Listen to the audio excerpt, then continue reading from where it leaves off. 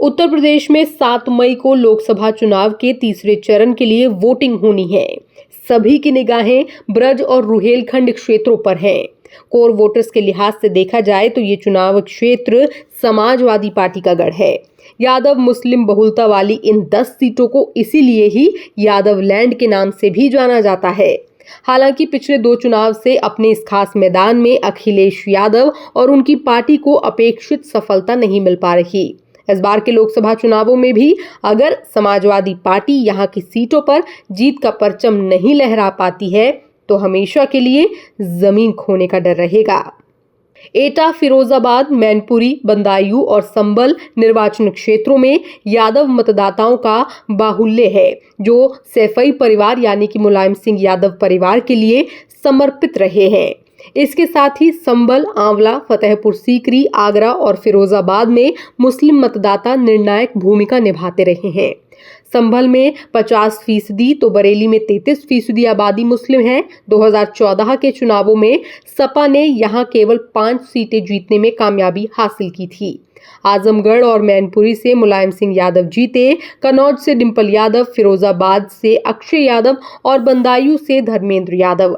मुलायम सिंह यादव द्वारा मैनपुरी लोकसभा सीट छोड़ने के बाद इस पर हुए लोकसभा उपचुनाव में सपा के तेज प्रताप सिंह यादव उर्फ तेजू चुनाव जीतकर संसद पहुंचे।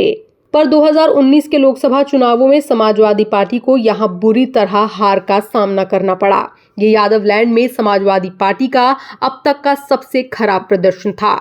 इस चुनाव में मैनपुरी से मुलायम सिंह यादव और आजमगढ़ से अखिलेश यादव और संभल से शफीकुर रहमान बुर्की चुनाव जीत सके थे। राजनीतिक विश्लेषकों की माने तो 2014 के लोकसभा चुनाव के बाद जिस तरह अन्य पिछड़ी जातियां भाजपा की ओर एकजुट हुई, उससे सपा को विजय दिलाने वाला मुस्लिम यादव समीकरण का प्रभाव कम हुआ।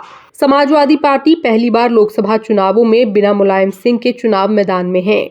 शायद इसीलिए भी अखिलेश यादव के लिए ये कड़ी परीक्षा है।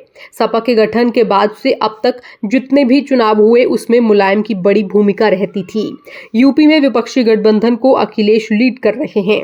पिछले 2 लोकसभा चुनाव और 2 विधानसभा चुनावों में सपा कुछ खास नहीं कर पाई है। जमीन से जुड़े नेता होने के कारण ही मुलायम को धरतीपुत्र कहा जाता रहा है।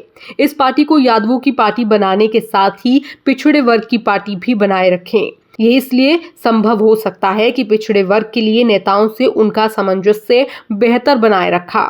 इटावा, मैनपुरी, कन्नौज में यादव बहुल सीट पर मजबूत MY समीकरण के कारण वो हमेशा मैदान में बाजी मारते रहे। यादव के अलावा दूसरी प्रभावशाली पिछड़ी जातियों पर पकड़ से वो हमेशा आगे रहे। वहीं अखिलेश की राजनीति में कभी कभी ऐसा लगता है कि पार्टी के कोर वोटर्स यानी कि यादव और मुसलमान भी ना उनका साथ छोड़ दें। आज अखिलेश के साथ आजम खान कितना है ये भी समझ नहीं आता। ओम प्रकाश राजभर, संजय निषाद, जयंत चौधरी, दारा सिंह चौहान, केशव देव मौर्य आदि साथ छोड़ चुके हैं। अपना दल कमेरावादी से भी उनका संबंध खराब हो चुका है। समाजवादी पार्टी के कोर वोटर्स यादव रहे हैं, पर इस बार जिस तरह अखिलेश यादव ने केवल अपने परिवार के लोगों को ही टिकट दिया, उसका गलत मतलब निकाला जा सकता है। बीजेपी और बीएसपी इस बात को इस तरह प्रचारित कर रही है कि समाजवादी पार्टी की नजर में केवल परिवार के लोग ही यादव हैं। सपा 2024 के लोकसभा चुनाव में सूबे की कुल 80 में से 62 सीट पर चुनाव लड़ रही है और बाकी सीट सहयोगी दलों को दी गई है। पर समाजवादी पार्टी की लिस्ट में इस बार केवल 5 यादव प्रत्याशी उतरे हैं, जिनमें कन्नौज सीट पर खुद अखिलेश यादव चुनाव लड़ रहे हैं, तो मैनपुरी सीट से उनकी पत्नी डिंपल यादव मैदान में हैं। आजमगढ़ सीट से धर्मेंद्र यादव, बदायूं से शिवपाल यादव के बेटे आदित्य यादव और फिरोजाबाद सीट से रामगोपाल यादव के बेटे अक्षय यादव चुनाव लड़ रहे हैं। जिस तरह दूसरी पार्टियां बीजेपी और बीएसपी यादव समुदाय को पटाने में लगी हैं, उससे तो यही लगता है कि इस बार के चुनावों में कुछ % यादव वोट भी टूटेगा। बहुजन समाज पार्टी ने कुल 4 प्रत्याशी यादव समाज से उतारे हैं। बीजेपी का केंद्रीय नेतृत्व पिछले कई सालों से यादव वोटों को साधने में लगा है। बीजेपी समझती है कि अगर यूपी और बिहार में राज करना है तो समाजवादी पार्टी और आरजेडी जैसी पार्टियों से यादव समाज को छीन लेना होगा। शायद यही कारण है कि मध्य प्रदेश में मुख्यमंत्री का पद मोहन यादव को बनाया गया। बीजेपी यादव समुदाय में ये संदेश देना चाहती थी कि पार्टी में यादव लोग सर्वोच्च पदों को पा सकते हैं। यही कारण है कि पार्टी ने प्रदेश के यादव बाहुल्य वाले इलाकों में मोहन यादव की विजिट भी करवाई है। इसी क्रम में ही भारत सरकार ने मुलायम सिंह यादव को मरणोपरांत पद्म विभूषण पुरस्कार से नवाजा था। उत्तर प्रदेश की सबसे बड़ी यादव महासभा को भी बीजेपी ने अपने साथ मिला लिया है। मध्य प्रदेश के मुख्यमंत्री मोहन यादव ने सैफई और मैनपुरी में अखिलेश का नाम लिए बिना परिवारवाद का आरोप लगाया और श्री कृष्ण जन्मभूमि का मुद्दा उठाया था।